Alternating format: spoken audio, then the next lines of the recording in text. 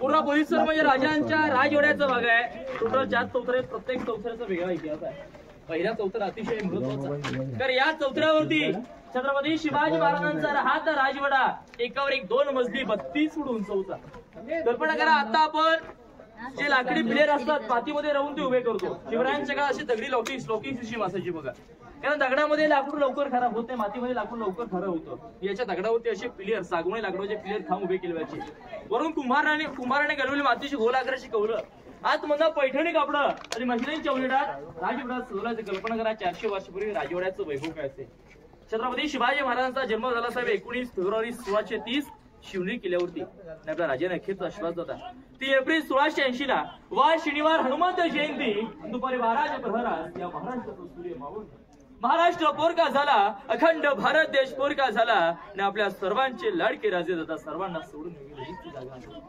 फक्त 50 वर्षाचं आयुष्य राजांच्या नशिबी आलं। 1630 ते 1680 राजांचं बालपण गेलं शिवनेरी किल्ल्यावरती 14 वर्ष।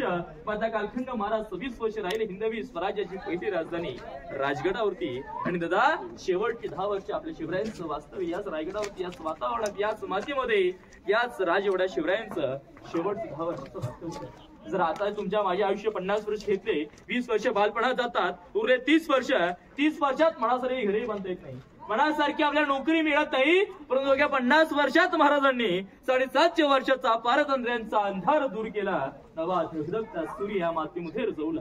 365 गडकोट जिंकले, अखंड हिंदवी स्वराज्य आपल्या स्वाधीन केलं होतं। राजे होते, आता आपण या ठिकाणी आहोत। अनेक राजे महाराष्ट्रामध्ये होऊन गेले, बाप दादाच्या गादीवरती राज्य करून गेले, परंतु स्वतःची गादी स्वतः निर्माण करणारे, शून्यातून विश्व निर्माण करणारे पहिले राजे झाले ते म्हणजे छत्रपती श्री शिवाजी महाराज।